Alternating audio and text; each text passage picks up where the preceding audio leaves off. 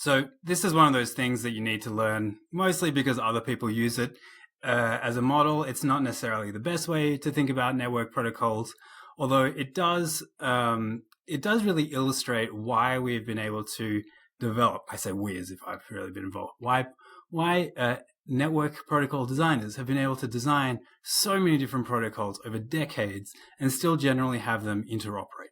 So the basic idea is to say, well, if we have the bytes that correspond to some protocol, let's say HTTP, and we are trying to utilize functionality from another protocol that also needs to encode its data, well, the very basic mechanism that we'll use to connect and associate the two is to say, well, let's prepend and sometimes also append the bytes of the what we'll call the lower layer. It will make sense a little later.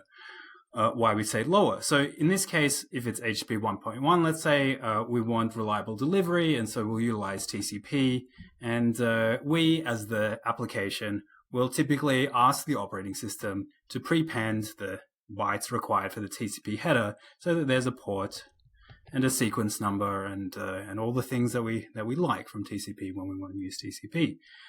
The idea being that this thing, combination of HTTP and TCP, at some point will be with the kernel of the core of the operating system of the server that's receiving this message, and that operating system can look at the port and say, hey, this is destined for port 80.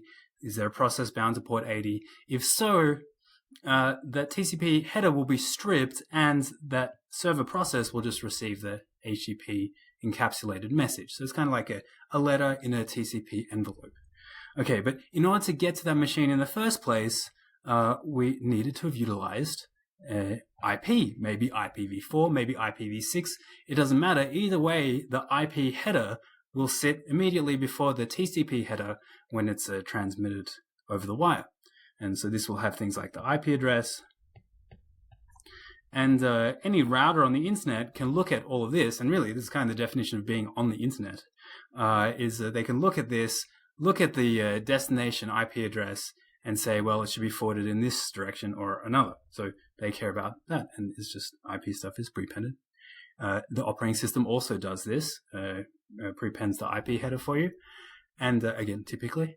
Routers will modify it a little bit on the way, but the same basic idea stands. It's kind of like an IP letter that encloses a TCP letter that encloses HTTP. Now, how does this get over a physical link? Let's say an Ethernet cable.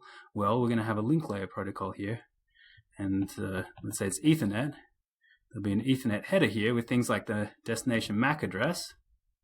And actually, Ethernet will have some trailing bytes as well, to really give you a sense of this being encapsulation, not just prepending. So we're using Ethernet here, and this whole thing can now go over an Ethernet cable, a Cat6 cable or whatever. Well, once it gets to the network card doesn't need to pass on the Ethernet stuff. It'll just pass on the IP and so on stuff. And so there's an unwrapping at the level of the network card there. All right. The key thing is that while we drew Ethernet here, it could be one of literally hundreds of different link layer protocols. And it doesn't matter. We have that interoperability by saying, well, there's no fancy way that these connect together. There's not like they're functions calling one another or physical interfaces calling one another. Ultimately, well, there is an aspect of that, but the way that the data is handed over is to say, well, I expect that the bytes of whatever your protocol is are prepended to mine. And the way that that's interpreted is at the other end, those bytes are read, stripped off, and the letter and the letter and the letter is passed on. Okay, and just as Ethernet here is interchangeable, I said that IP, it could be IPv4, IPv6. Theoretically, you could use other things of what we call the transport layer here. Here it's TCP. You could have used UDP. Here it's HTTP, and there are thousands of application layer protocols that we can build on top of these existing protocols, and it's fairly straightforward to write your own application layer protocol. Okay, so this is the encapsulation idea. And the model that we often use to talk about this is called the OSI model. It's a really terrible name.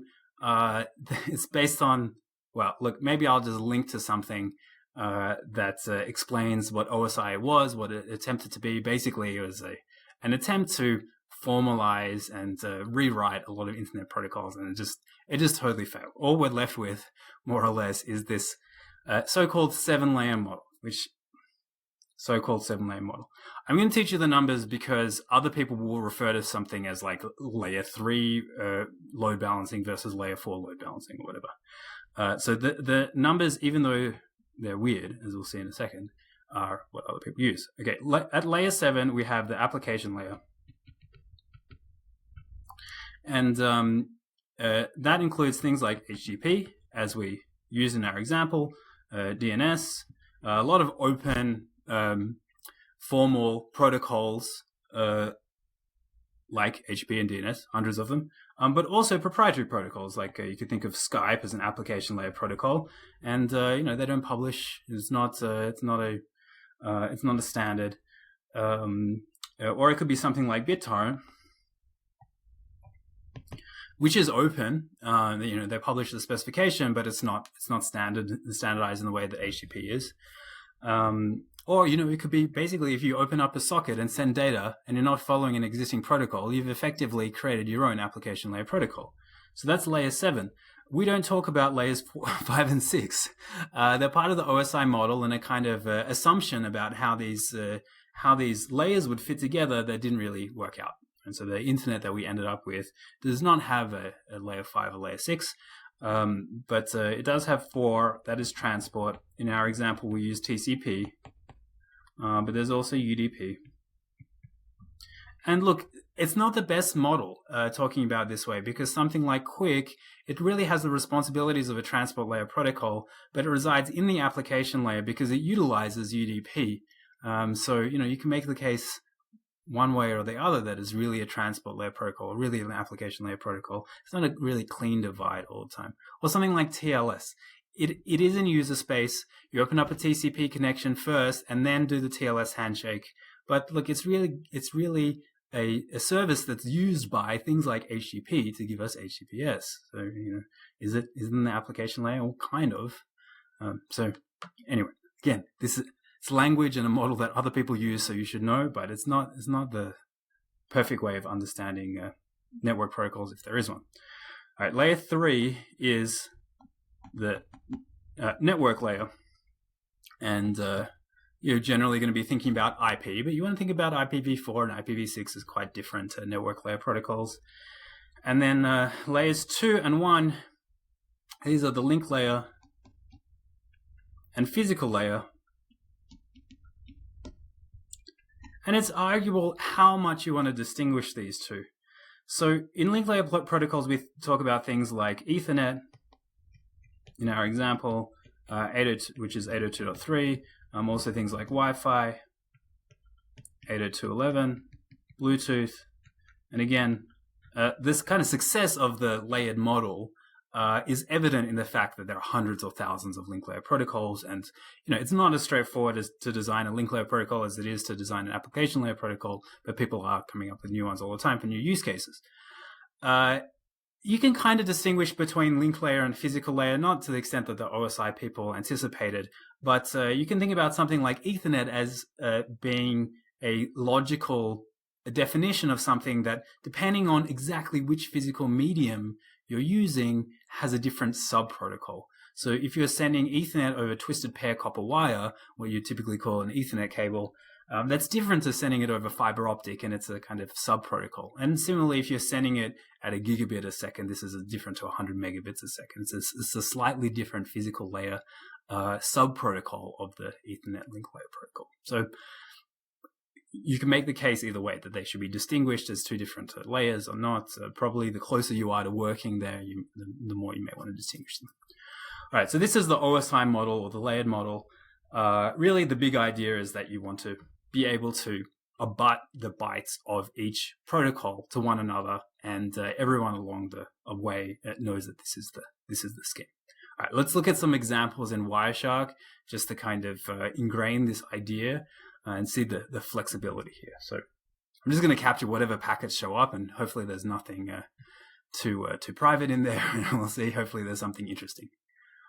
All right, so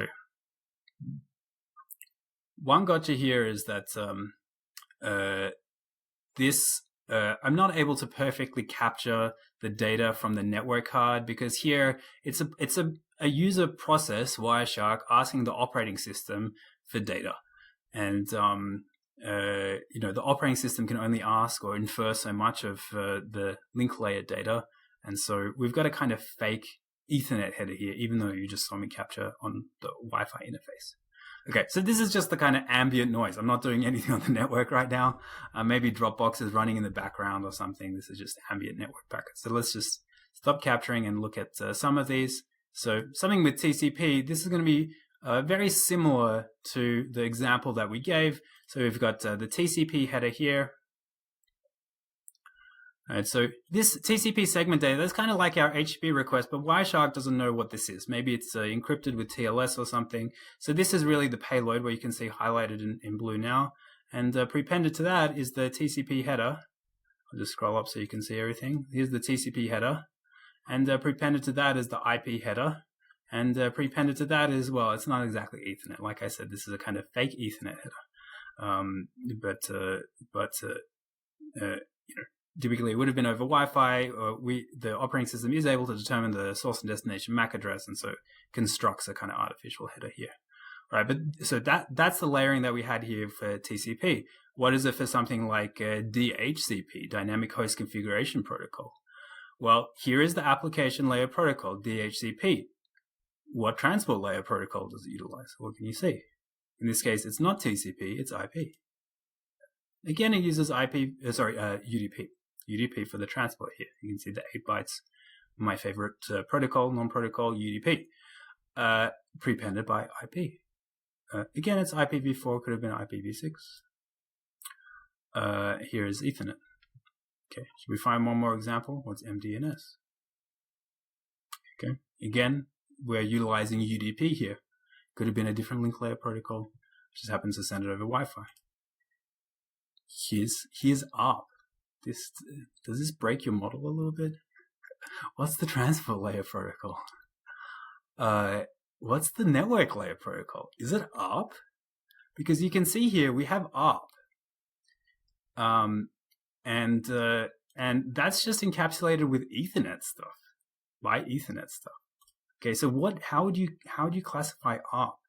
By the way, ARP is a way to basically say, given an IP address, what's the corresponding MAC address? So you've got something in your local network that's meant to go to a certain IP address, let's say the IP address of the router, or the router's got something and it's trying to get to the IP address of some machine that's local on the network. It needs to know the MAC address so that the link layer header can be correctly constructed. But what if it doesn't know the MAC address yet?